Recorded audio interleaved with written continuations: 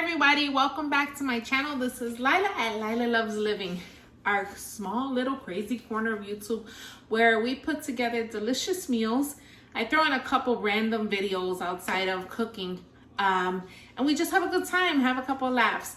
Today I am filming chuleta frita, which is basically fried pork chops. If you know anything about Puerto Rican food, we call our food exactly what it is. So if it's a fried pork chop, chuleta frita. We don't have any fancy names or anything like that on some things, but not on today's. I make my pork chops so many different ways. This is just one of them.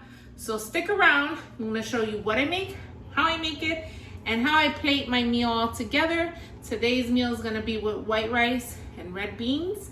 If you want to make this meal completely from start to finish, I do have a recipe on my channel for the white rice, also for the beans, and for the tostones. The only thing I will not have is the avocado salad that I'm making on the side. But if you guys want to see that, you let me know, and I could always film that another day. Okay, so this video is going to be a little bit different. Usually I talk about the ingredients and then I do the actual work and show you what I'm doing. But for the pork chops, I'm not going to provide the actual measurements, because honestly on this one it's really sprinkle a little bit of this and sprinkle a little bit of that. There's no wrong way, as long as you don't put too much, as long as you don't put salt. So like I was saying, there's no real wrong or right way, as long as you're not adding too much of something. So just follow what I do. Today I'm gonna make fried pork chops. This pork chop is already cut. What I did is, anytime I make pork chops, if I buy too many, I just go ahead and prep them. I don't season them, but I prep them so that the next time that I'm gonna cook, I already have them prepped. So I had two already prepped. I do have to wash them, but I'm gonna show you what I'm gonna do.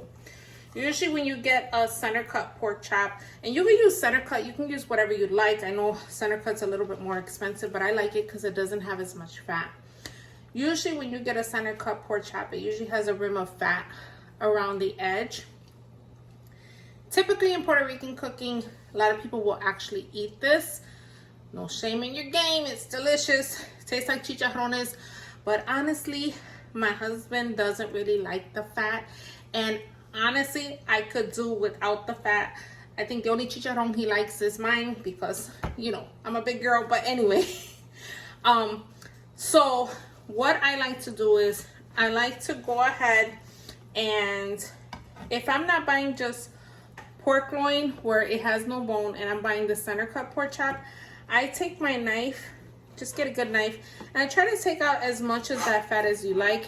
If you want the fat in there, that's totally up to you. What I would recommend is that you will cook it on low, just so that the chicharron doesn't cook faster than the actual pork chop.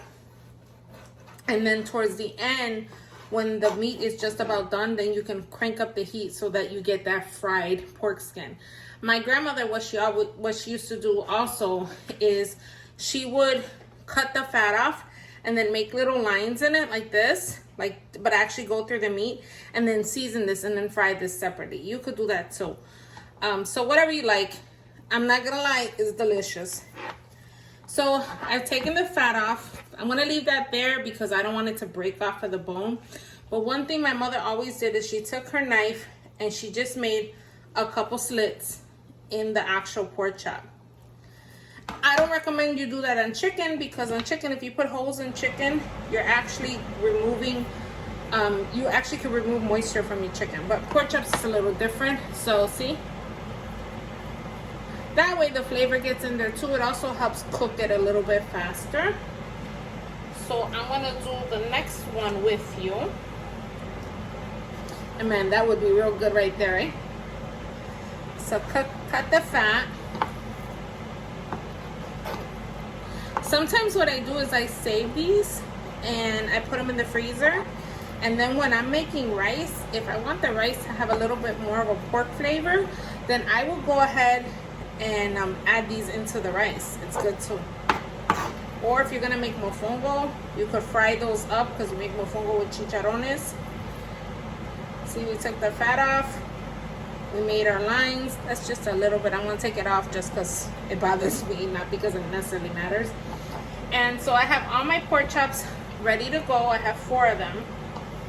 And I'm gonna rinse these off. I'll be back. I'm gonna rinse them off, pat them dry, and then I'm gonna show you how I season them.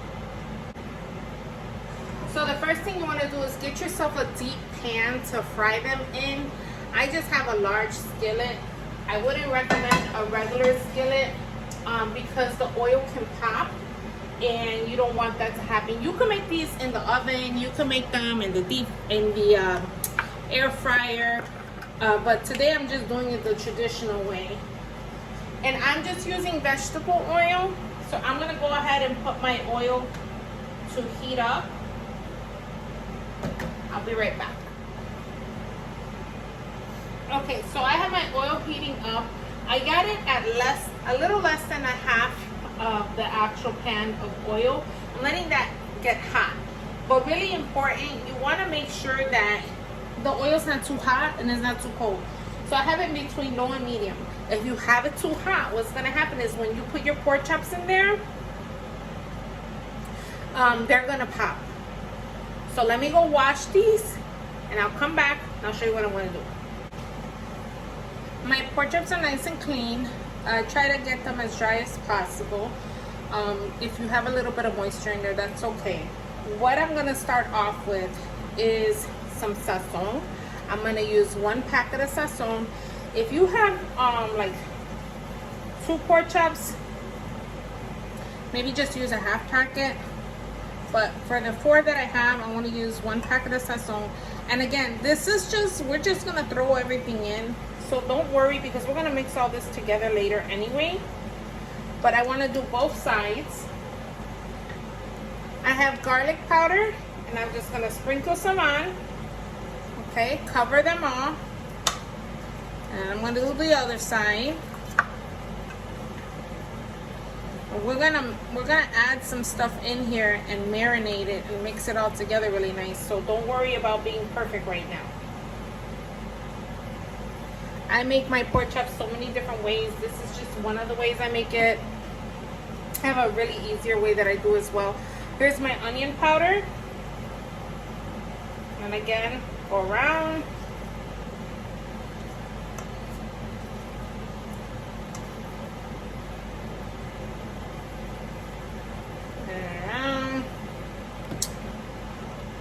I have oregano, but I'm only gonna do one side because I'm gonna mix this. This is Mexican oregano, by the way. Because I'm gonna mix this together. One more thing, with the garlic, I would strongly encourage you. Give me a second, let me turn these. Sorry about that. With the garlic, if you don't have garlic powder, just do without it. Do not put fresh garlic in there because when you are frying, the garlic is gonna burn, and if you've ever tasted burnt garlic, it tastes bitter. It's gonna ruin the dish. I'm gonna use the orange adobo, and this is the bitter orange. So it has like a citrus flavor. It's really good. If you don't have this, you could use the red one. If you use the blue one, just don't use. I'm sorry, if you use the red one, don't use black pepper because it already has black pepper in it. You could even do the green one with cumin in it if you like cumin. I know some people that's not their thing, so it just depends.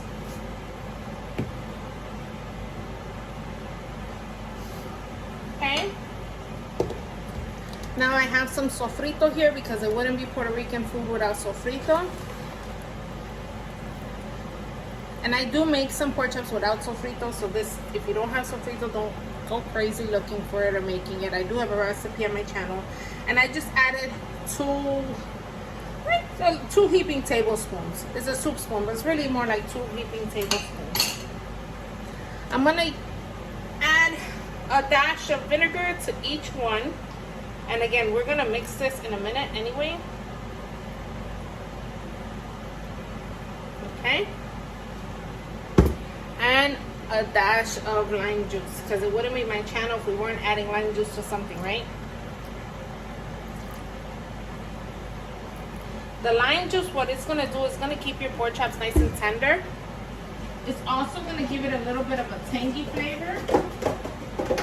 Give me 1 second, let me grab another. So, we have all of our seasoning. Now what I wanna do is massage all that flavor, all those juices into my pork chops so that it gets all of that. The lime juice and the vinegar ends up becoming almost like a marinade. So does the sofrito. And I'm just literally just massaging it together. There's no wrong or right way. I'm getting all that flavor massaged into the pork chops so that my pork chops are fully covered.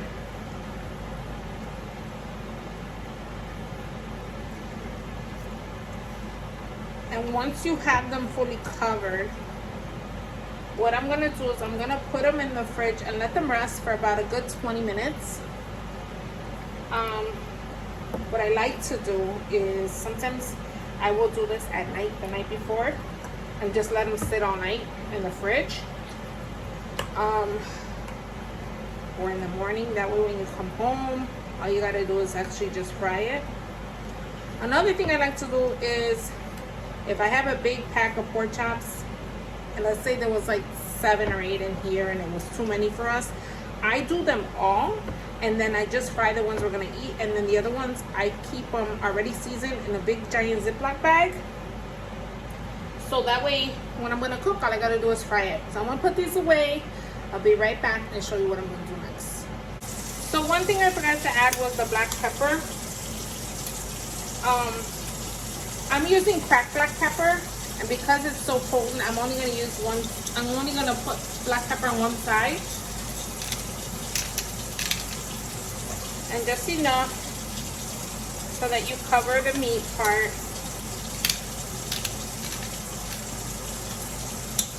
If you're going to use ground black pepper, just don't add a lot. Just add a little bit. Just sprinkle a little bit on there, because you don't want black pepper to ruin your pork chop.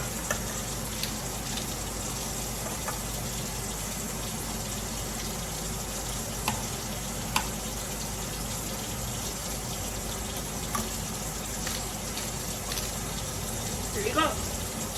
I'll come back when the oil's getting hot so I can show you exactly what you're looking for before you throw these pork chops in. So my oil is nice and hot.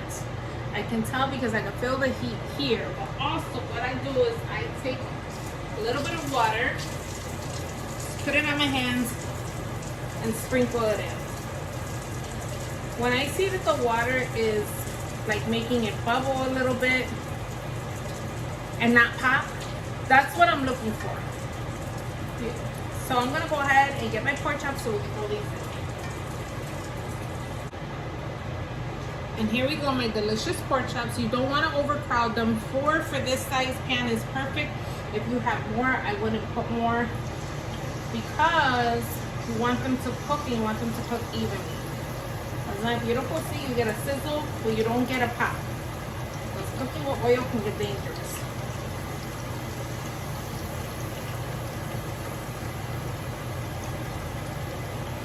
Just put them in slowly.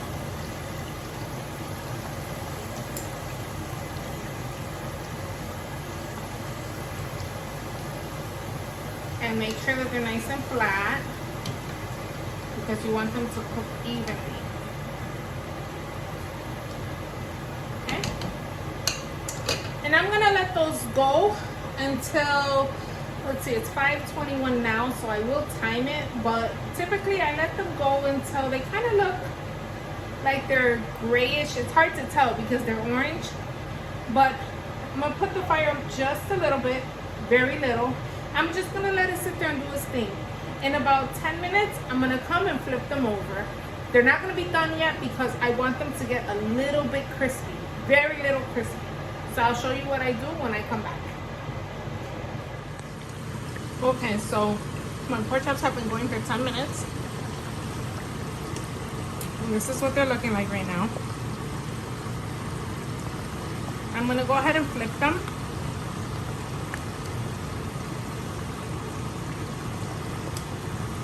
And I'm gonna let them cook for another 10 minutes. See how beautiful? They're gonna be so good.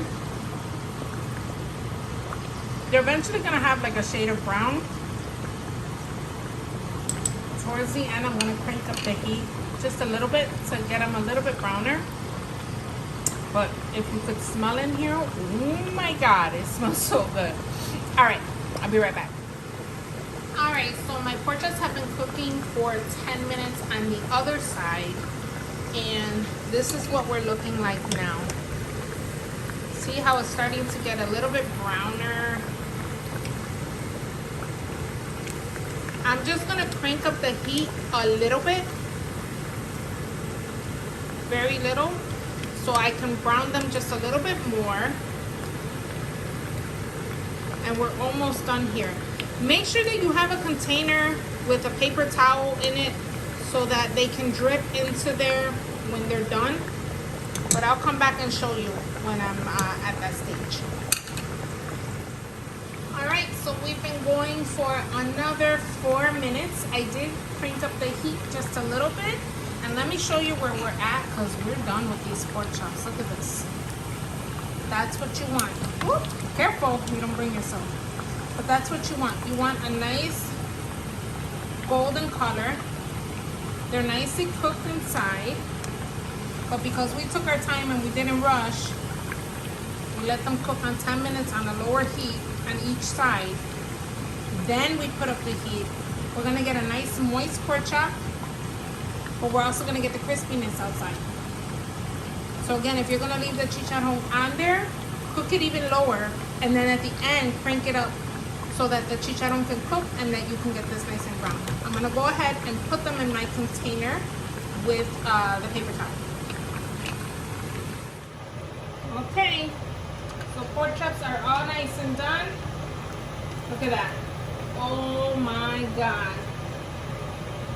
That is the business right there, seriously.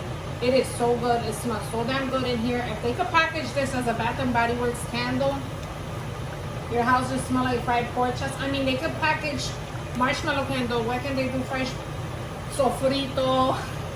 Let me shut up before Bath and Body Works steals my ideas. There you go. All right, I'll be back when I plate everything, because everything is just about ready. We'll be right back.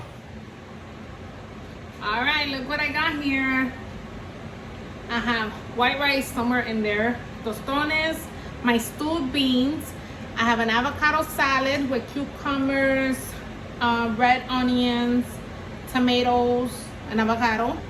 And then it's got like different kind of dressing that I made. But if you want to see a recipe on that, let me know. And then the star of the show, the pork chop. I can say that about myself, right? Okay, so let's go ahead and try this. Look at that. Tell me that don't look good. You saw how it took absolutely no effort to take off there?